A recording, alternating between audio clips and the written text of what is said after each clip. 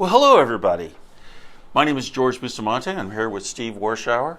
We both work with Coldwell Banker Commercial Blair, located here in beautiful Long Beach, California. In our earlier video, our discussion, we examined the core principles of triple net real estate property investments and their significance in the context of financial planning for commercial property investing. So, Steve, could you elaborate on the factors driving the growing popularity of triple net investing? Well, an investment in absolute triple net properties is a great way to simplify a portfolio. You remove a lot of the management responsibilities, and you retain control, and you're still invested in real estate. Today, we're going to dive into the process of site selection, and we're going to take a look at the basic factors in a triple net lease. Well, great. To begin, you stated the site selection, so that's what we're going to talk about today. I understand there are 9 states without income tax. Probably very important, Steve. Can you identify those states for us? Yes, and I can tell you, first off, California is not one of them. Oh, boy. There are 9 states that have no income tax, and you're looking at a shot right now of all 9 of them.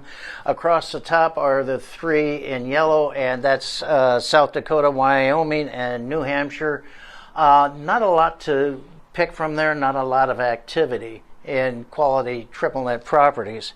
The next 3, Alaska, Washington, and Nevada, a little more to pick from, not a lot, but some good properties there. And then you have Texas, Florida, and Tennessee. Those are the ones in red. Those are on fire. There's a lot of activity, a lot of growth, and a lot of quality triple net investments available. All right. Well, now we know what states to invest in. What are the key factors that buyers should take into account when evaluating prospective properties? Well, you've got the site itself.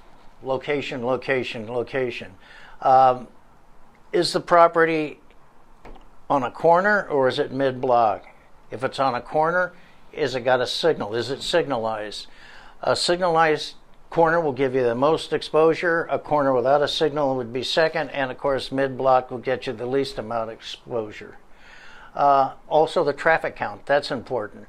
Do you have a high traffic count? Are a lot of people going by there? If you only have a few thousand, that's not so good. At 15, 20, 25,000, that would be much better. So you've got that to consider. Besides that, you also have the demographics for that specific area. And you want to be specific. And on the screen right now, you're looking at a graph for the demographics for a specific address in Texas. And the demographics here are confined to within a 5-minute radius of our location. So it's very specific, and there's a lot of information on here. A couple of the most important ones I want to talk about, to the far right, there's one that talks about population growth within that 5-minute area. In this case, it's 2.74%. That's a lot. Sometimes we look at these and they're negative figures. You've got population leaving that specific area. Another item on this that I'd like to mention is the yellow circle just below that, and that's median income within that 5-minute area. And in this case, it's over 128,000 per year. So that is also very important information to have that. And that type of demographics is important, especially when you keep it specific to your location. Now, besides all that, you also want to see who else is in the area. What other national tenants are in there? Who else thinks this is a good location? Is there a Chick-fil-A? Is there a 7-Eleven? Is there a CVS? Is there Raising Cane's? If you see those in the area, then you're probably on the right track. If you don't see any of them, you probably want to do a little more research.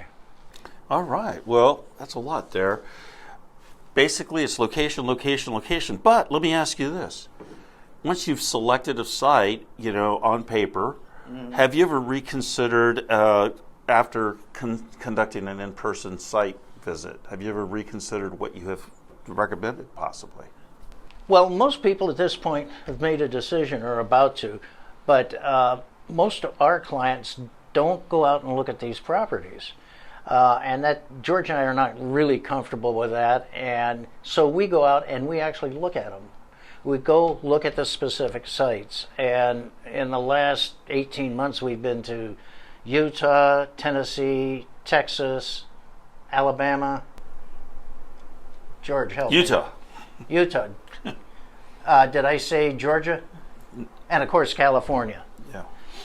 So we go out and look at them. We want to see what's really there. We try to pick good weather too.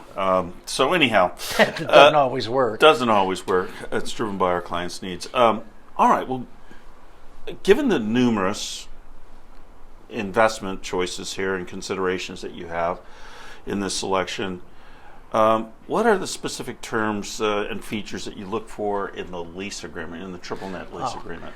Well, in many ways, that's what you're buying is the lease. So we ask for a copy of the lease before we even go to escrow. You want to get that behind you. If there's a problem with the lease, you don't want to waste a lot of time and money in an escrow. So we want to look at it. Number one, is it really absolute triple net? Some triple net properties are advertised as such, but then they say the owner is responsible for the foundation or the roof or the landscaping. So you want to clarify that. You want to make sure you told your client it's absolute. You want to make sure it is absolute. You also, want to take a look at the guarantee. Is it a corporate guarantee? Does it run the life of the lease plus options if exercised? Does it end at the end of the initial lease term? You want to know that. You also want to check the options to extend, the basic rate, what am I missing? Option to extend, rate of increase. Right of first refusals. You want to make sure that early outs. Yeah, you want to make sure that the terms you've been given in the offering memorandum match what you've got. And then if it's newer property, you want to be careful. If it's 3 years old or less, there's usually a clause that states that the owner is responsible for errors and omissions and latent defects.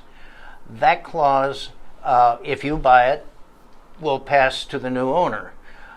We've run into that several times. We've asked the seller to assume those leases or retain those liabilities, and where that's occurred, we've never had a problem in them doing so. So if you ask them to keep that, you're not going to be passing them on to your client, the new owner. Well, great. Thank you for those valuable insights on that, on what to look for. In our next time, we're going to focus our discussion on the tenant and what you really need to look for when you're picking a tenant for that site. Sounds good to me, George. Can't wait. All right. Well, thank you.